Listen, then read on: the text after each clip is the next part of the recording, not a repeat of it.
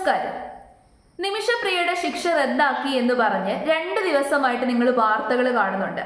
പക്ഷെ ഈ വാർത്തയിലൊന്നും പൂർണ്ണമായിട്ടുള്ള സംഭവങ്ങളൊന്നും പുറത്തേക്ക് പറയുന്നില്ല, ഒന്നും അങ്ങോട്ട് വിട്ടു പറയുന്നില്ല. എല്ലാം ഒളിപ്പിച്ച് വെച്ച് റിപ്പോർട്ട് ചെയ്യുന്നത് പോലെയാണ് പല വാർത്തകളും. അപ്പൊ ആദ്യമേ നമ്മുടെ കാന്തപുരത്തിന്റെ ഓഫീസിൽ നിന്നാണ് നിമിഷപ്രിയയുടെ ശിക്ഷ റദ്ദാക്കി എന്ന രീതിയിലുള്ള കാര്യങ്ങൾ പുറത്തേക്ക് വരുന്നത്. പോസ്റ്റുകളിലൂടെയാണ് അറിയിച്ചത്. അതിനുശേഷം മാധ്യമങ്ങൾ ആ പോസ്റ്റുകൾ പോയി കണ്ടിട്ട് വാർത്ത റിപ്പോർട്ട് ചെയ്തു, നിമിഷപ്രിയയുടെ ശിക്ഷ റദ്ദാക്കി, കാന്തപുരത്തിന്റെ ഇടപെടലിൽ നിമിഷപ്രിയയുടെ ശിക്ഷ റദ്ദാക്കി എന്ന് വാർത്ത വന്നു.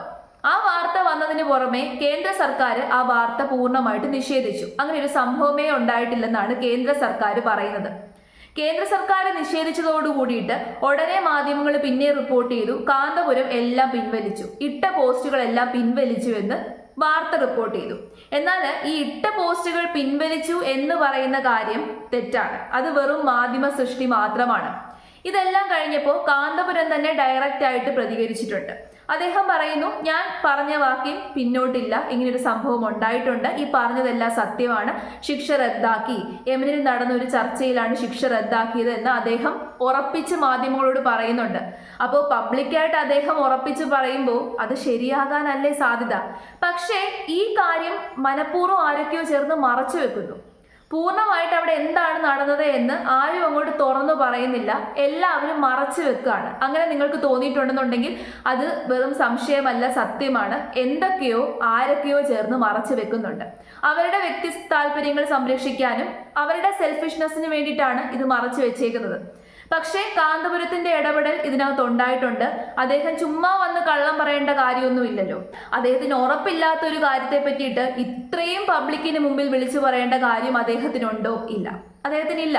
ഇതിപ്പോ നാഷണൽ ടെലിവിഷൻ പോലും ഈ വാർത്ത റിപ്പോർട്ട് ചെയ്തു. കേരള മാധ്യമങ്ങൾ മാത്രമല്ല, നാഷണൽ ടെലിവിഷൻ ഫുൾ ഈ വാർത്ത റിപ്പോർട്ട് ചെയ്തു. അപ്പൊ എല്ലാ മാധ്യമങ്ങളുടെ മുമ്പിലും ഇങ്ങനെ ഒരു കള്ളം വിളിച്ചു പറയാൻ അദ്ദേഹം തയ്യാറാകുമെന്ന് എനിക്ക് തോന്നുന്നില്ല.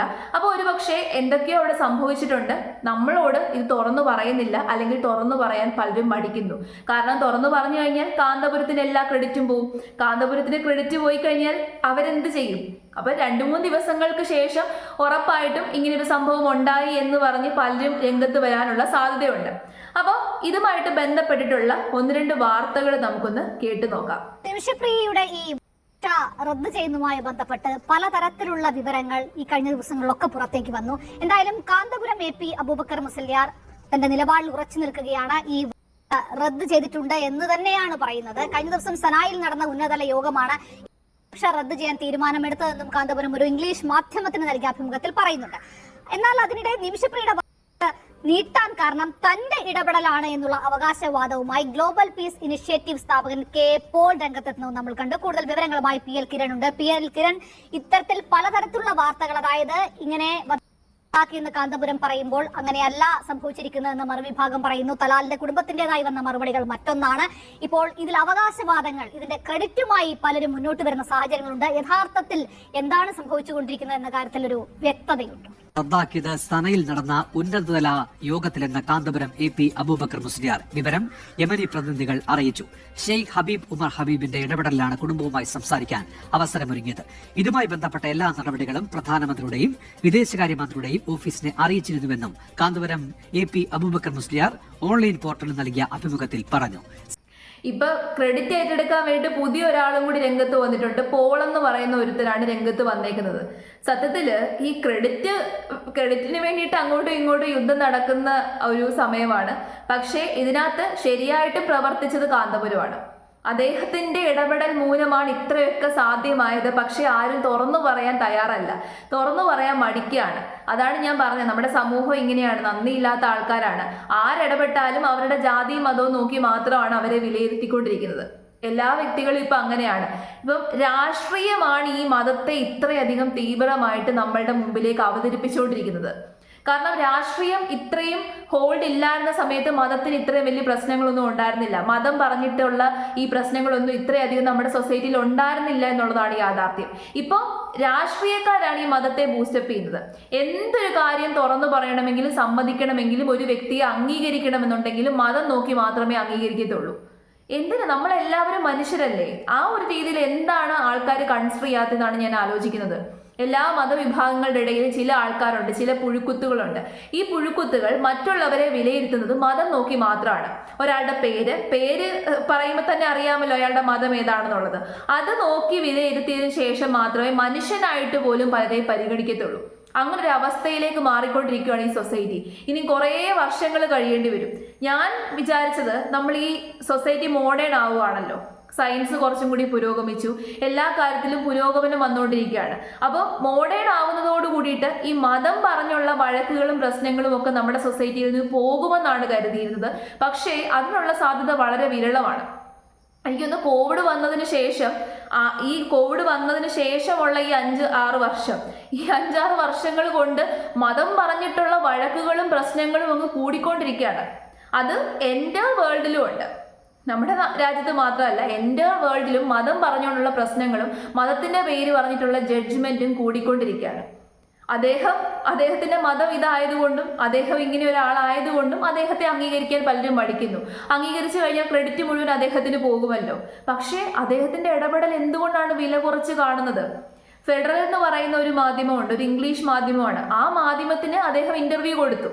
ആ ഇന്റർവ്യൂവിൽ അദ്ദേഹം പറയുന്നുണ്ട്, ഞാൻ ഇല്ലീഗൽ ആയിട്ടുള്ള ഒരു കാര്യവും ചെയ്തിട്ടില്ല, നമ്മുടെ ഗവൺമെന്റിനെ സഹായിക്കുക മാത്രമാണ് ചെയ്തത്, അല്ലാതെ ഞാൻ വലിയ സംഭവമാണ് എന്നുള്ള രീതിയിൽ തലക്കനം വെച്ചിട്ടല്ല ഞാൻ ഇതിനകത്ത് ഇടപെട്ടത്. ഒരു ഹ്യൂമാനിറ്റേറിയൻ ബേസിൽ ഒരു സഹായം ചെയ്യാൻ വേണ്ടിയിട്ട് ഒരു ഹ്യൂമാനിറ്റി വെച്ചിട്ട് മാത്രമാണ് ഇടപെട്ടത് എന്ന് അദ്ദേഹം പറയുന്നുണ്ട്. മാത്രമല്ല, നമ്മുടെ ഇന്ത്യൻ ഗവൺമെന്റിന് ഇടപെടാൻ പറ്റാത്ത ചില ഏരിയാസ് ഉണ്ടല്ലോ, യമനിലുള്ള ചില ഏരിയാസ്, അവിടുത്തെ പണ്ഡിത സമൂഹവുമായിട്ട് ബന്ധപ്പെട്ട് അവരുമായിട്ട് സംസാരിച്ച് അതിനുള്ളൊരു കമ്മ്യൂണിക്കേഷൻ ചെയ്യാനുള്ളൊരു പാത്ത് മാത്രമാണ് അദ്ദേഹം സൃഷ്ടിച്ചു കൊടുത്തത് എന്ന് അദ്ദേഹം സംസാരിക്കുന്നുണ്ട്. ഞാൻ അതിന്റെ സ്ക്രീൻഷോട്ട് കൊടുത്തേക്കാം. അപ്പൊ ഇത്രയൊക്കെ കാര്യങ്ങൾ പുറത്തു വന്നിട്ടും അങ്ങോട്ട് ഓപ്പൺ ആയിട്ട് പറയാൻ അങ്ങ് മടിക്കുകയാണ്. അതുകൊണ്ടാണ് സത്യത്തിൽ ഈ വാർത്ത മൂടി വെച്ചേക്കുന്നത്. എല്ലാവരും കേൾക്കാൻ കാത്തിരുന്ന വാർത്തയാണ് നിമിഷപ്രിയയുടെ ശിക്ഷ റദ്ദാക്കി എന്ന്. എന്നാൽ ആ വാർത്ത പൂർണ്ണമായിട്ട് മൂടി വെച്ചേക്കാണ്. അതുമായിട്ട് ബന്ധപ്പെട്ട കാര്യങ്ങളും ഡീറ്റെയിൽസും ഒന്നും തന്നെ പുറത്തേക്ക് വരുന്നില്ല, അല്ലെന്നുണ്ടെങ്കിൽ മാധ്യമങ്ങളെ കൊണ്ട് സംസാരിക്കുന്നില്ല ആരും തന്നെ. അത് മൂടി വെച്ചേക്കാണ്. 2 ദിവസമായിട്ട് അതാണ് നടന്നുകൊണ്ടിരിക്കുന്നത്. അതാണ് നമ്മളെ കൺഫ്യൂസ് ചെയ്യുന്ന രീതിയിലുള്ള വാർത്തകൾ വരുന്നത്. നടന്നിട്ടില്ല, കള്ളമാണ് പറയുന്നത്. ഇപ്പൊ പക്ഷെ അതിനെപ്പറ്റി ആരും മിണ്ടുന്നില്ല. ആദ്യം ഇത് റദ്ദാക്കി എന്ന് പറഞ്ഞ് വാർത്ത വന്നതിന് ശേഷം നമ്മുടെ കാന്തപുരത്തെ കള്ളനാക്കാൻ വേണ്ടി കുറെ ആൾക്കാർ പല രീതിയിലുള്ള കൺഫ്യൂഷൻ ഉണ്ടാക്കുന്ന രീതിയിലുള്ള വാർത്തകൾ പുറത്തേക്ക് വിട്ടു. ഇന്നിപ്പോ നോക്കിക്കഴിഞ്ഞാൽ അതിനെപ്പറ്റിയിട്ടുള്ള ഒരു കാര്യവും പുറത്തേക്ക് വരുന്നില്ല, ഒരു വാർത്തയും പുറത്തേക്ക് വരുന്നില്ല, ഒരു വാർത്തയും റിപ്പോർട്ട് ചെയ്യുന്നില്ല. എന്തുകൊണ്ടാണ്? കാരണം ഇതേ ഉള്ളൂ, കാര്യം പുറത്തു വരരുത്, സംഭവം എന്താന്നുള്ളത്, സത്യം എന്താന്നുള്ളത് പുറത്തു വരരുത്.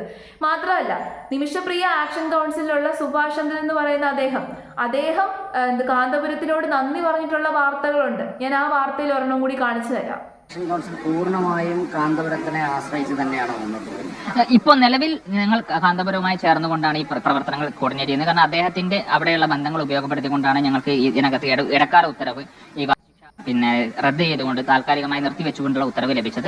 അപ്പൊ ഇപ്പോൾ അദ്ദേഹവുമായി സഹകരിച്ചുകൊണ്ട് തന്നെയാണ് ഞങ്ങളുടെ പ്രവർത്തനങ്ങൾ മുന്നോട്ട് പോകുന്നത്. സ്വാഭാവികമായും അദ്ദേഹത്തിന്റെ വർഷങ്ങളായുള്ള അവിടെയുള്ള യമനിലുള്ള ബന്ധങ്ങളും അവിടുത്തെ പണ്ഡിതവര്യന്മാരുമായിട്ടുള്ള അദ്ദേഹത്തിന്റെ അടുത്ത ബന്ധങ്ങൾ ഇതിനകത്ത് വലിയ ഗുണം ചെയ്തിട്ടുണ്ട്.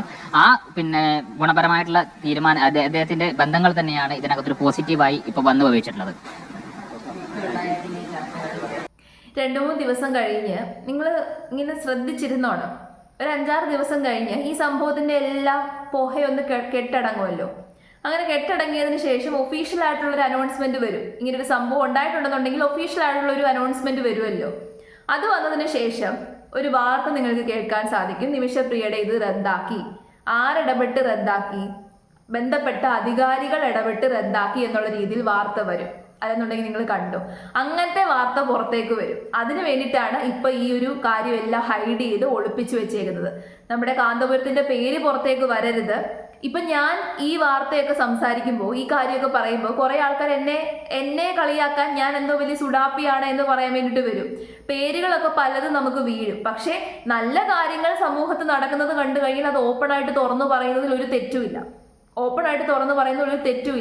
മതം നോക്കിയല്ല മനുഷ്യരെ വിലയിരുത്തേണ്ടത്, മതം നോക്കിയല്ല മനുഷ്യരെ അളക്കേണ്ടത്. അങ്ങനെയാണ് ഞാൻ പഠിച്ചിട്ടുള്ളത്. ഞാൻ ഒരു മനുഷ്യനെ മതം നോക്കി അളക്കാറില്ല. ഏത് മതസ്ഥനാണെന്നുണ്ടെങ്കിലും ഒരു മനുഷ്യനാണ്. ഒരു മനുഷ്യൻ നല്ലത് ചെയ്തെങ്കിൽ നല്ലത് ചെയ്തെന്ന് പറയും, ഒരു മനുഷ്യൻ തെറ്റ് ചെയ്ത് കഴിഞ്ഞാൽ തെറ്റ് ചെയ്തെന്ന് പറയും. അതിപ്പോൾ ആരാണെന്നുണ്ടെങ്കിലും ഏത് വ്യക്തിയാണെന്നുണ്ടെങ്കിലും ഇന്ന് ഞാൻ നല്ലത് പറഞ്ഞ വ്യക്തി നാളെ തെറ്റ് ചെയ്ത് കഴിഞ്ഞാൽ അയാൾ തെറ്റ് ചെയ്തെന്ന് തന്നെ പറയാൻ എനിക്കൊരു മടിയില്ല. ഞാൻ അങ്ങനെയാണ് മനുഷ്യന്മാരെ അളക്കുന്നത്, അല്ലാതെ മതം വെച്ചിട്ടൊന്നുമല്ല ഞാൻ മനുഷ്യനെ അളക്കുന്നത്. മതം വെച്ച് മനുഷ്യനെ അളക്കുന്ന ആൾക്കാർക്ക് ചിലപ്പോൾ എല്ലാത്തിലും പ്രശ്നങ്ങൾ തോന്നിയേക്കാം. അങ്ങനെ മനുഷ്യനെ അളക്കാൻ നിൽക്കുകയാണെന്നുണ്ടെങ്കിൽ നമുക്ക് മാനുഷിക പരിഗണനയോ അല്ലെന്നുണ്ടെങ്കിൽ എമ്പതി അങ്ങനത്തെ കാര്യങ്ങളൊന്നും നമ്മുടെ മനസ്സിലുണ്ടാവത്തില്ല. അങ്ങനത്തെ എമ്പതിയൊക്കെ കുറഞ്ഞു പോകുന്നത് കൊണ്ടാണ് ഈ സൊസൈറ്റി ഇത്ര അവതാളത്തിലായിക്കൊണ്ടിരിക്കുന്നത്, താളം തെറ്റിക്കൊണ്ടിരിക്കുന്നത്. മനുഷ്യന്റെ മനസ്സിലുള്ള എമ്പതി കുറഞ്ഞുകൊണ്ടിരിക്കുകയാണ്.